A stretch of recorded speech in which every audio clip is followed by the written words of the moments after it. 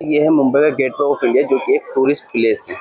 ये है मुंबई का सबसे महंगा ताज होटल, जो कि गेटवे ऑफ इंडिया के पास ही स्थित है और सबसे महंगा होटल माना जाता है। दोस्तों, ये है मुंबई चर्च गेट का ओबरॉय होटल, जो कि देखने में काफी आलीशान है और ये भी गेटवे ऑफ इंडिया के पास ही आपको देखने के लिए मिलेगा।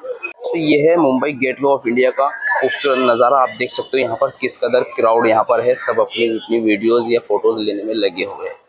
हेलो दोस्तों, कैसे हो आप सब लोग। उम्मीद करता हूँ कि आप सब अच्छे होंगे। तो स्वागत है आपका एक बार फिर से शमीम ब्लॉग वीडियोस में। दोस्तों, आज की वीडियो में आपको दिखाने वाला हूँ मुंबई गेटवे ऑफ इंडिया। दोस्तों, आप अगर मुंबई में आए हो तो आपने गेटवे ऑफ इंडिया जरूर देखा हो, लेकिन क्या आप जानते हो कि गेटवे ऑफ इंडिया कब बनाया गया था, क्यों बनाया गया था और किस लिए बनाया गया था, इसकी स्क्वायर फीट लंबाई चौड़ाई कितनी है और इसको बनाने में कितना खर्च हुआ था, ये कोई भी नहीं जानता और ये ज़्यादातर उम्मीद है किसी ने आपको बताया भी नहीं होगा। लेकिन आज की वीडियो में आपको यही चीज़ एक्सप्लोर करने वाला हूँ और आपको ये भी बताने वाला हूँ कि मुंबई चर्च गेट से आपको गेटवे ऑफ इंडिया किस तरीके से आना होगा।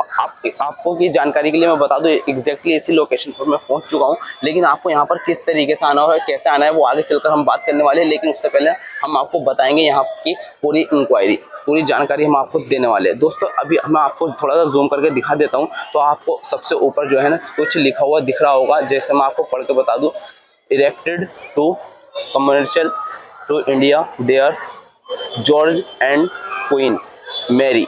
तो इसका मतलब क्या है वो भी मैं आपको आगे चलकर बताने वाला हूँ। इससे पहले मैं इसकी बायोग्राफी से रिलेटेड आपको बहुत सारी बातें बताऊं, इससे पहले मैं आपको यहाँ की कुछ और इम्पोर्टेंट बातें बता देता हूँ। यहाँ का पूरा खूबसूरत सा व्यू दिखा देता हूँ। ये देखिए, आप देख सकते हो, ये है गेटवे ऑफ इंडिया, जो कि मुंबई का एक सबसे बेहतरीन टूरिस्ट प्लेस है और यहाँ पे न जाने कितनी दूर दूर से पब्लिक घूमने के लिए आती है। आप यहाँ का क्राउड भी देख सकते हो, कितना ज़्यादा यहाँ पर क्राउड है। और इसी के जस्ट सामने आपको देखने के लिए मिल जाएगा मुंबई का सबसे महंगा होटल, जिसे ताज होटल माना जाता है। ये वही होटल है जहाँ पर अब से कई साल पहले यहाँ पर टेररिस्ट अटैक भी हुआ था।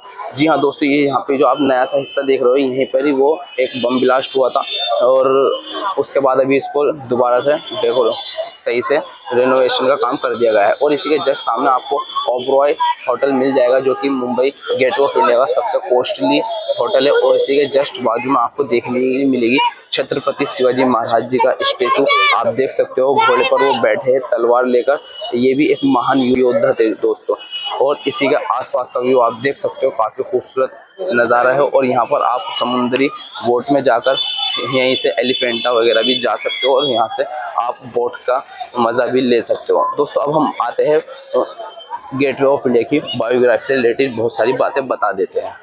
दोस्तों, गेटवे ऑफ इंडिया भारत का प्रवेश द्वार है। भारत के मुंबई शहर के दक्षिण में समुद्री तट पर स्थित एक स्मारक है। इस स्मारक को दिसंबर 1911 में अपोलो बंदर मुंबई, तब बॉम्बे हुआ करता था, बॉम्बे में ब्रिटिश सम्राट राजा सम्राट जॉर्ज पच्छम और महारानी मेरी के प्रथम आगमन की याद में बनाया गया था। शाही यात्रा के समय प्रवेश द्वार का निर्माण नहीं हुआ था और सम्राट को एक कार्डबोर्ड संरचना के द्वारा बधाई दी गई थी। 16वीं शताब्दी के गुजराती वास्तुकला के तत्वों को शामिल करते हुए भारतीय इस्लामी वास्तुकला शैली में निर्मित इस स्मारक की आधारशिला मार्च 1913 में रखी गई थी। यानी कि इसकी जो बुनियाद थी वो 1913 में रखी गई थी। वास्तुकार जॉर्ज विटेट द्वारा स्मारक की अंतिम डिजाइन 1914 में स्वीकृत की गई थी और इसका निर्माण 1924 में पूरा हुआ था। 26 मीटर और 85 फीट ऊंची इस इमारत का निर्माण असिस्तासम बेसाल्ट से किया गया और ये एक विजय की प्रतीक मेहराब है। इस प्रवेश द्वार के पास ही पर्यटकों के समुद्र भ्रमण हेतु नौका सेवा भी उपलब्ध है।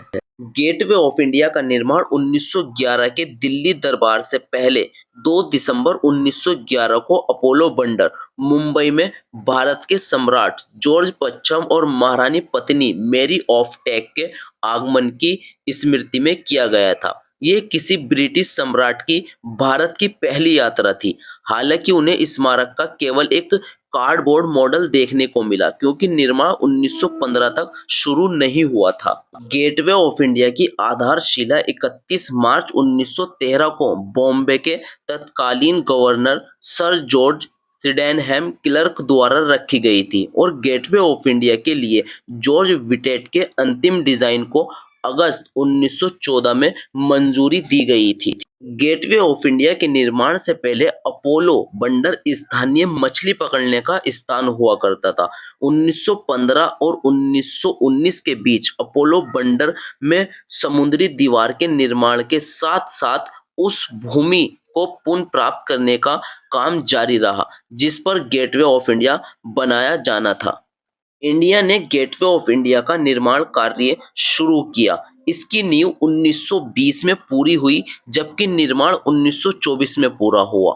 गेटवे को 4 दिसंबर 1924 को तत्कालीन viceroy Rufus Isaac first Marquess of India Reading द्वारा जनता के लिए खोल दिया गया था।